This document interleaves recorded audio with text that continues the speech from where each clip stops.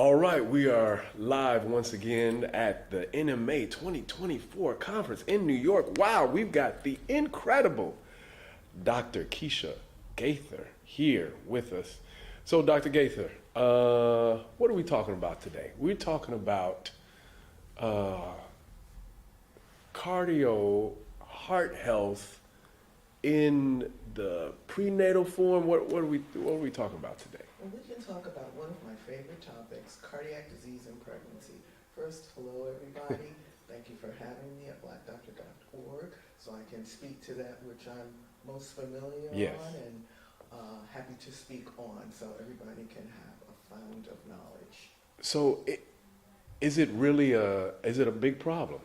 It is a huge problem. Cardiac disease is the #1 killer of women in the United States. So when you factor that in the pregnant state, it's even more of an obstetrical emergency, really. When we start talking about Black maternal morbidity and mortality, the top 3 killers of the women in our community is cardiovascular disease, hemorrhage, and infection. Mm. So what can we do? I mean, we hear all this sort of stuff. What can we do?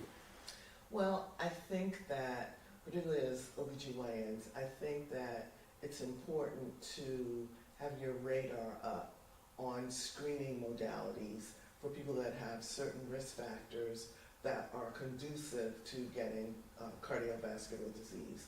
And those risk factors are family history of cardiovascular disease, congenital anomalies that you're born with, hypertension, obesity, diabetes, and to go back to family history, there are some cardiac diseases that have a genetic basis. And I think getting a good history and then screening those particular women that have those risk factors is very important. And the screening should be at its most basic, an EKG and an echocardiographic evaluation of the woman's heart.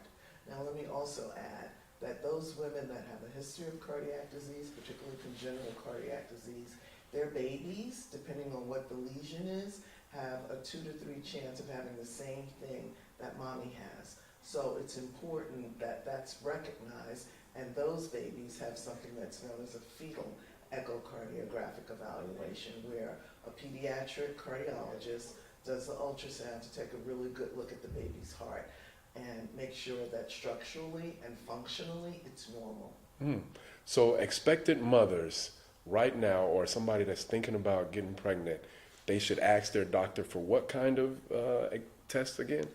They should expound on their clinical history. And one thing that I didn't mention that a lot of people don't know, if you've had a pregnancy that's been complicated by preeclampsia, preeclampsia damages your heart. And that should necessitate a cardiographic evaluation yearly. So just to highlight again, family history, because it could be congenitally related, history of preeclampsia, diabetes, obesity, hypertension. At its most basic, you should expect to have an EKG and an echocardiogram. Okay, backing up a little bit. So, is stress a factor with this as well? Stress is a factor overall in many things. When we start talking about stress, stress induces corticotropin-releasing hormone.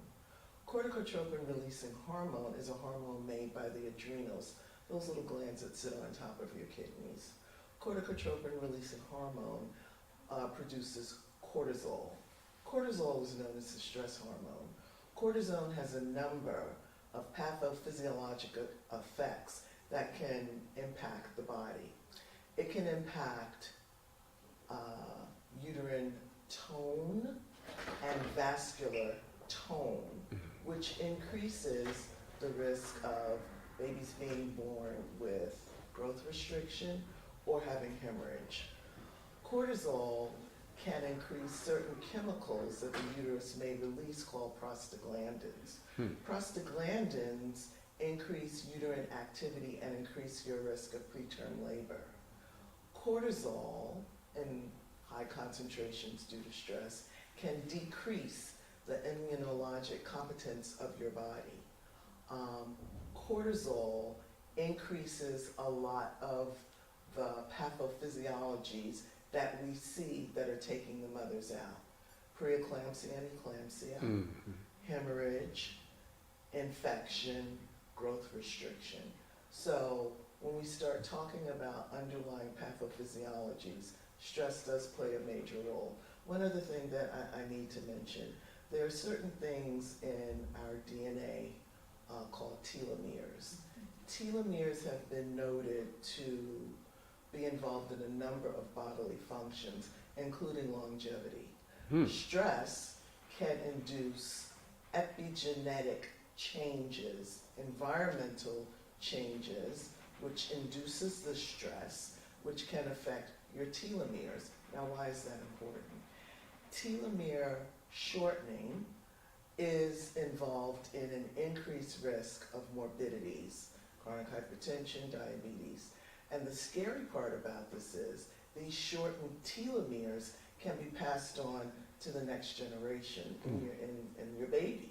So epigenetic factors outside stress increases the cortisol, impairs the telomeres. The shortened telomeres impact your health and your longevity, and these things can be passed to the next generation.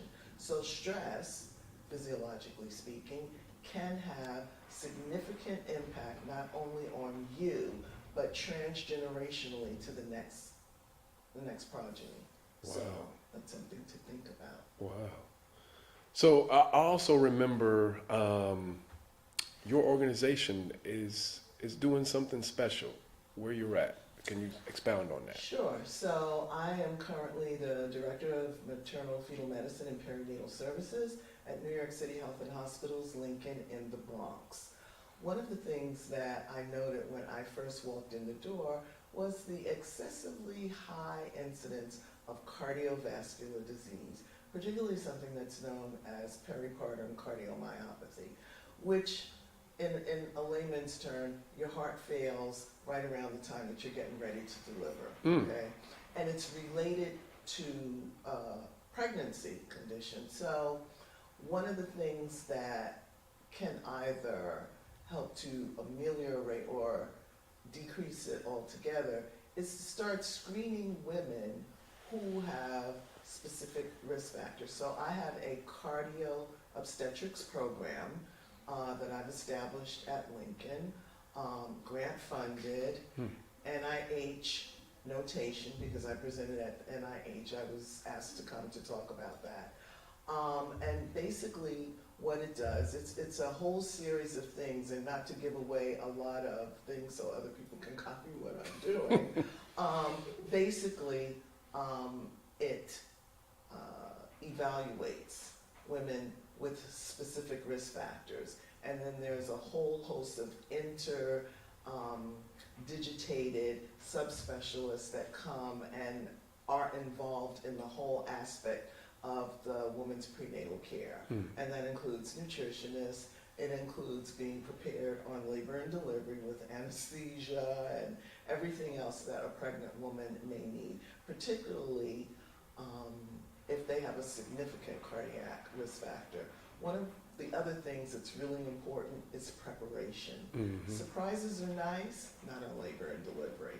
So it's important to be prepared, so to speak. So I've established a program such that everybody knows everything is seamless. There is a seamless delivery such that nothing falls through the cracks, and there is an adverse perinatal outcome. So is early detection a key with fighting this thing? Absolutely. Early detection is an absolute lifesaver because interventions can theoretically be had, be it just with medications or in some cases actually surgical interventions might be necessary in order for mother survival to continue her pregnancy. Okay, so one other question that's sort of related but not related, off to the side a little bit. How much stuff is passed down from the mother to the child?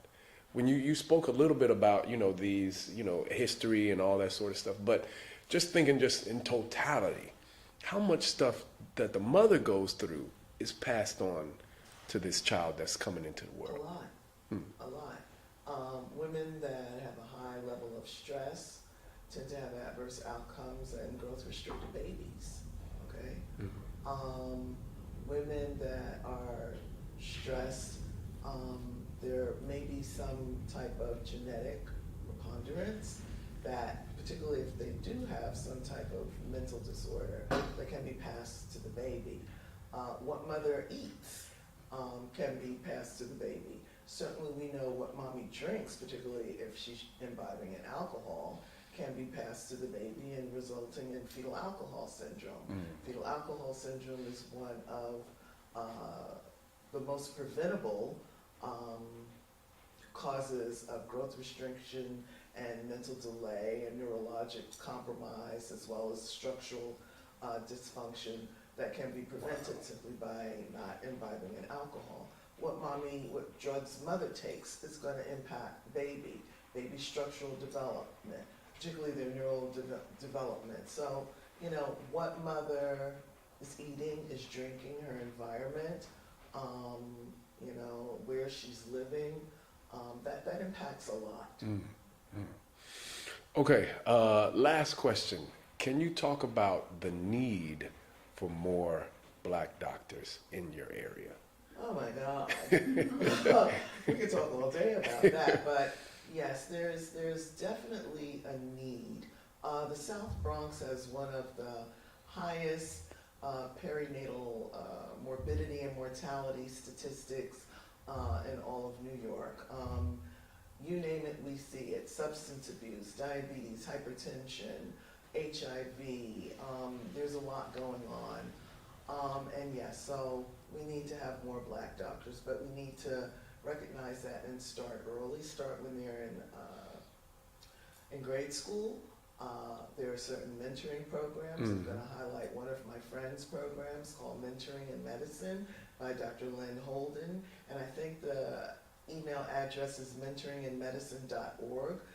She has a program which pretty much starts and evaluates kids in grade school and provides basically a pathway from grade school to medical school. Wow.